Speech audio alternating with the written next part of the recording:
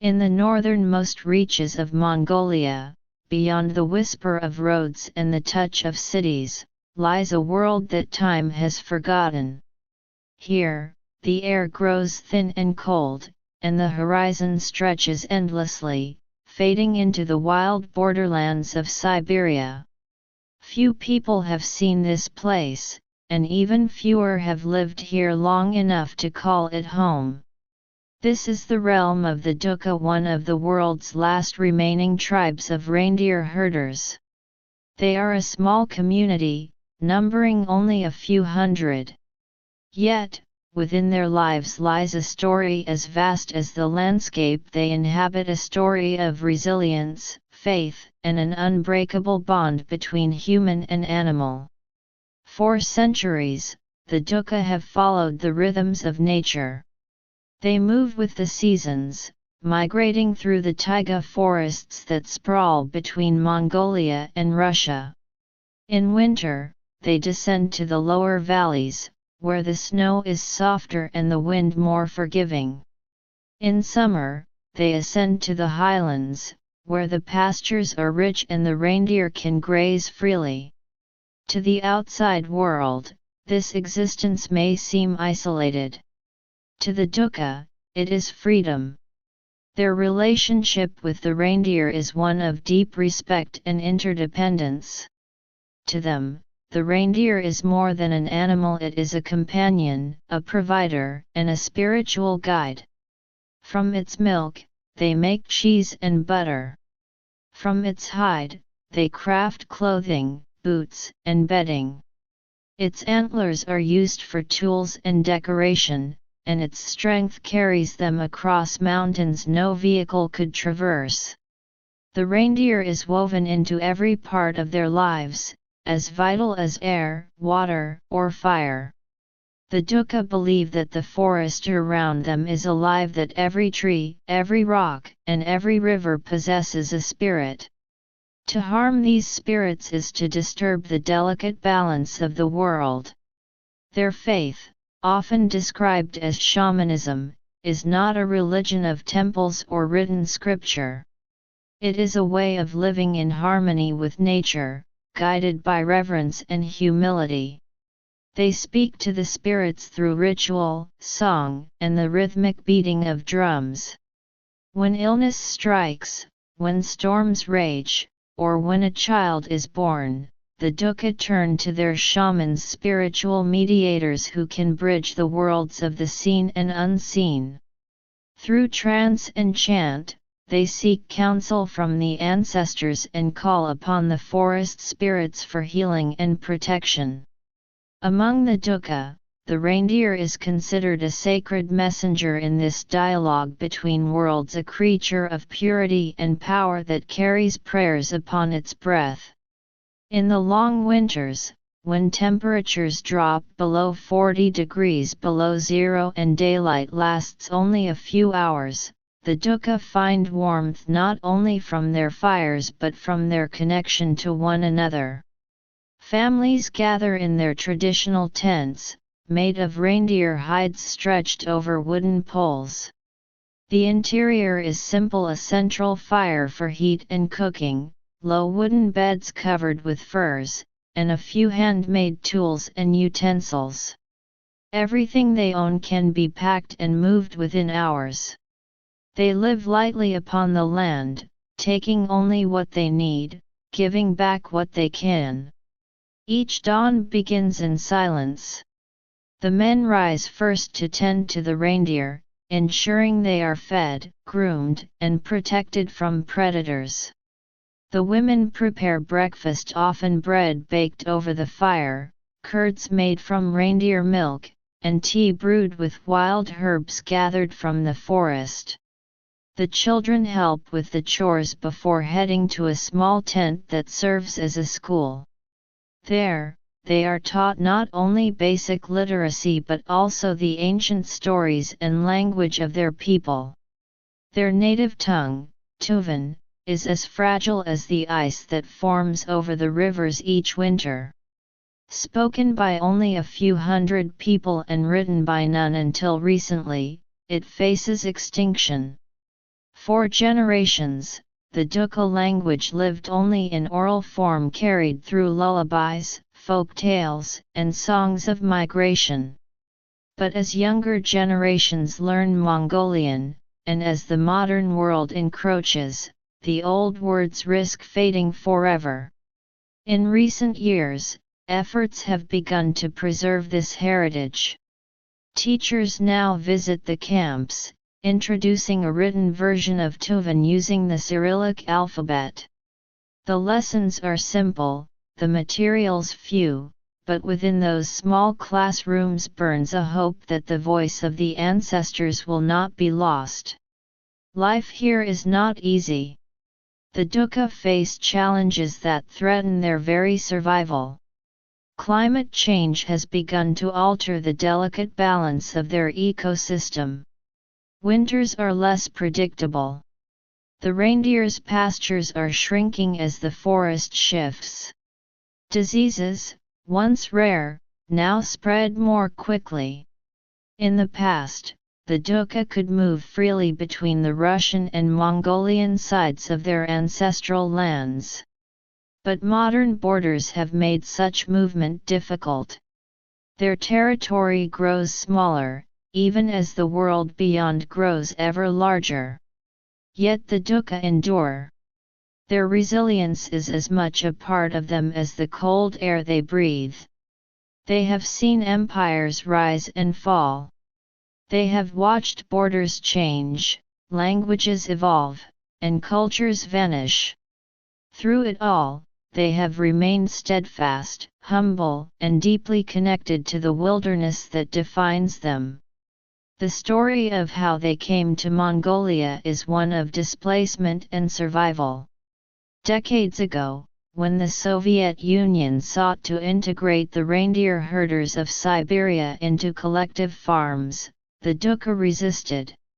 They fled south across the mountains, seeking refuge in Mongolia.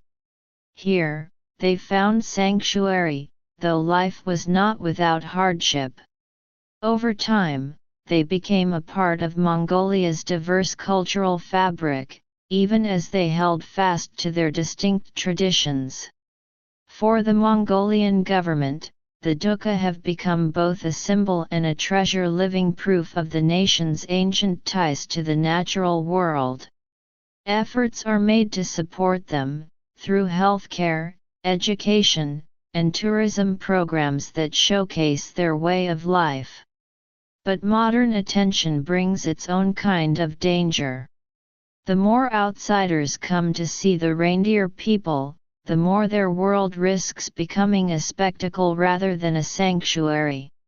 Despite the isolation, small traces of modernity have reached the Taiga. Some families use solar panels to power a single light or charge a phone. A few possess radios or small generators. These small connections to the outside world are both comforting and strange reminders that even here, at the edge of civilization, the global pulse is faintly felt. But the Dukha know that technology can never replace the wisdom of the forest. They are nomads by tradition, moving their camps every few weeks. The cycle of migration keeps the reindeer healthy, preventing overgrazing and ensuring new pastures are always within reach. When they move, they pack everything they own: tents, tools, food supplies, and sacred objects onto reindeer and sleds. It is an ancient ritual of renewal, as constant as the changing of the seasons. For food, they rely primarily on what the land provides. Reindeer milk and cheese form the basis of their diet, supplemented by bread, mushrooms, and berries gathered from the forest. Meat is eaten sparingly, for every reindeer is precious. The Dukha's respect for the animal ensures nothing goes to waste. Even the bones are carved into tools or ornaments, reminders of the life that sustains them. The reindeer are more than transportation. They are companions from birth. Each family names its reindeer, speaks to them as one would a friend, and believes that each carries a distinct soul. The bond between herder and animal begins early, as children are taught to ride and care for the reindeer almost as soon as they can walk. Among all the herding peoples of the north, from the Sami of Scandinavia to the Nenets of Russia, the Dukha are the only ones who still ride their reindeer. Over centuries, their animals have adapted, developing the strength and endurance to carry humans across steep, forested terrain. Watching them move together, man and reindeer gliding silently through snow, is like witnessing a memory from another age. Yet even as the reindeer thrive once again, growing from a few hundred to more than 2,000 in recent years, the Dukha know how fragile this balance remains. Their survival depends not only on nature but on their ability to navigate the forces of the modern world: climate shifts, economic change, and the curiosity of outsiders. To the Dukha, survival has never been about conquering the environment. It has always been about listening to it. They read the snow, the wind, the movement of birds, and the whispers of the forest. Theirs is an existence shaped by patience and observation, a wisdom humanity once shared, before the noise of cities drowned it out. Each generation of the Dukha inherits not wealth or property, but knowledge: how to read the clouds, how to find water under snow, how to sense the mood of a reindeer simply by its breath. Their children learn not through books, but by watching, listening, and doing. In the forest, every sound is a lesson. The distant call of a bird can signal a change in the weather. The direction of the wind determines where predators may lurk. Even silence carries meaning. For the Dukha, time flows differently. There are no clocks here, no hours marked by machines. The day begins when the sky turns pale and ends when the last ember fades from the fire. The seasons guide everything: birth, migration, hunting, and celebration. Their sense of time is circular, not linear. Life is a rhythm, not a race. Yet beneath this serenity lies the awareness of impermanence. The Dukha know that each moment, each sunrise over the frozen hills, each herd returning through mist could be their last as a people. The modern world grows closer each year. Roads inch northward. Tourists arrive in small numbers, drawn by curiosity, cameras, and the promise of untouched wilderness. Some bring gifts, others bring change. What they leave behind is not always visible, but it lingers like a shadow. Still, the Dukha welcome visitors with humility. They smile, offer tea made from reindeer milk, and invite strangers to share their food. Hospitality, they say, is sacred, for in the Taiga, survival often depends on the kindness of others. To refuse a traveler is to offend the spirits. There are moments here that defy language, when the world seems suspended between dream and reality. In the evening light, herds of reindeer move like ghosts through the forest, their breath rising in silver clouds. The bells around their necks chime softly, creating a sound that feels older than memory. As night falls, the fires inside the tents flicker, and the forest glows with a faint orange hue. The air is filled with the scent of smoke, milk, and pine. When storms come, they arrive without warning: a rush of wind, a curtain of snow, the sudden roar of the forest. The Dukha respond not with fear, but with instinct. Fires are stoked higher, tents reinforced, herds gathered closer. To live here is to surrender to nature's will. Resistance would be futile. They are not untouched by loss. Over the years, many have left the forest, drawn to towns in search of education, work, or medical care. Some never return. The younger generation often walks a delicate line between preserving tradition and embracing opportunity. They ride reindeer in the morning and scroll through phones in the evening. They wear traditional boots made of hide, but dream of sneakers from distant cities. Their hearts belong to two worlds that do not easily coexist. For elders, this change brings both pride and sorrow.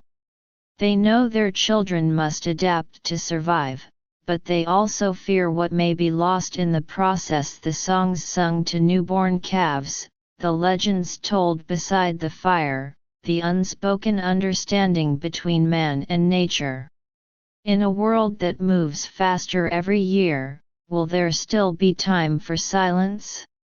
Despite these worries, the Dukha continue their ancient rituals. Each year, they gather to honor the spirits of the forest and the reindeer that sustain them. Offerings of milk and food are placed upon sacred stones. The shamans drum and chant, their voices rising and falling with the wind. The ceremony is both a prayer and a promise, a reaffirmation that even as the world changes, their bond with nature remains unbroken. The reindeer, too, are symbols of endurance. Their presence in Mongolian mythology stretches back to the dawn of time. To the Dukha, they embody purity, patience, and guidance. It is said that the soul of a reindeer can guide the human spirit safely into the afterlife. In return, humans must protect the animal during life. This relationship, mutual, spiritual, eternal, is what has allowed both species to survive. Long ago, when the Dukha were still part of the Tuvan tribes of Siberia, the reindeer were seen as a divine gift. The elders say that their ancestors followed a white reindeer through the mountains, and wherever it stopped, they made camp. This legend, passed down through centuries, is more than a story. It is a reminder of the harmony that once existed between humanity and the wild. But harmony requires balance, and that balance grows harder to maintain. Climate change is no longer an abstract idea here, it is a daily reality. Warmer winters mean thinner snow and changing grazing patterns. Forest fires, once rare, now creep closer to their pastures. Disease spreads faster as the air grows damp. The Dukha have no scientists, no laboratories, no satellites to measure these shifts. They have only their senses, and those senses tell them that the world they depend on is changing. Still, their spirit endures. When the reindeer herds fell to near extinction a decade ago, the Dukha refused to surrender. They nursed sick animals by hand, protected calves from predators, and collaborated with conservationists who traveled hundreds of miles to help. Through patience and perseverance, their herds recovered. Today, the number of reindeer in the Taiga stands at over 2,000, a testament to human devotion and the resilience of nature when given the chance to heal. Their life, though simple, is built upon profound wisdom. They understand what modern society often forgets, that to live well is to live within limits. They take from the forest only what it offers freely. They move before the land grows tired. They waste nothing, for waste is seen as a kind of sin. Every act from milking a reindeer to cutting a branch for firewood carries an unspoken gratitude. At night, when the sky clears, the stars here burn with a brightness that few in cities have ever seen. The Milky Way stretches across the heavens like a trail of light, and the elders tell their children that it is the path their ancestors follow as they watch over them. Stories are told of spirits who dwell in the northern lights, and of reindeer that can run between worlds. These tales, passed from mouth to mouth for centuries, are not just myths. They are the threads that weave the community together. To live among the Dukha is to see a version of humanity that feels almost forgotten, a people who do not measure life by progress, but by connection. They have no riches, no machines, no monuments. Yet they possess something rarer, the ability to exist in balance with the world that sustains them. But even balance requires help. In recent years, the Mongolian government has recognized the Dukha as an important cultural heritage group. They receive modest support supplies, educational programs, veterinary care for the herds.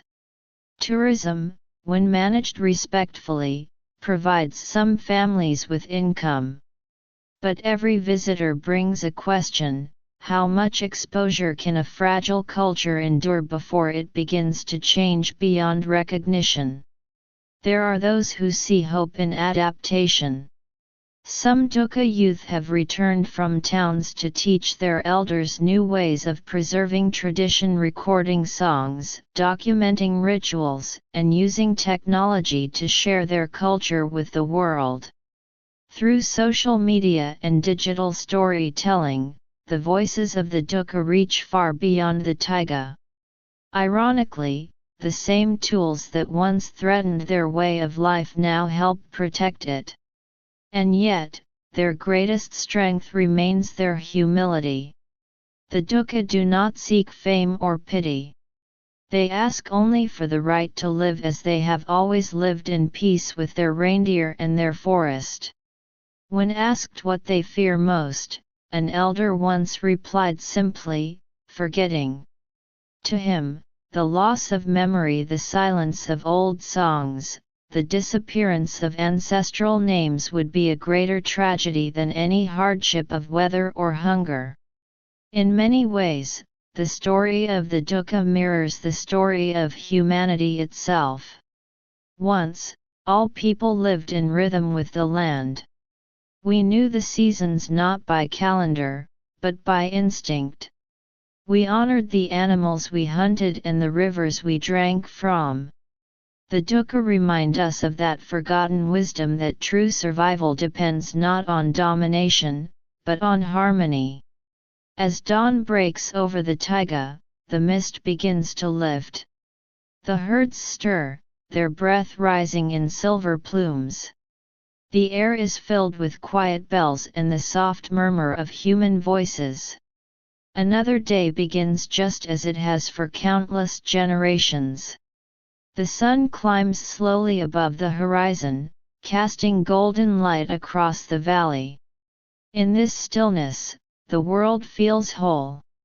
It is a moment that seems eternal, a glimpse into what life once was and what, perhaps, it could be again. For the Dukha, the forest is not just home. It is memory, teacher, and sacred promise. It reminds them and us that humanity's truest strength lies not in its power to build, but in its willingness to belong. So long as a reindeer bell rings across these mountains, so long as a fire burns within a Dukha tent, their story endures. It endures in the snow, in the wind, and in the hearts of those who still believe that we are not separate from nature but part of it. The world may change, and time may move forward, but here at the edge of the earth the old harmony still whispers. It tells of a people and their reindeer, walking side by side through the ages, reminding us of what it means to live in balance with the world we share.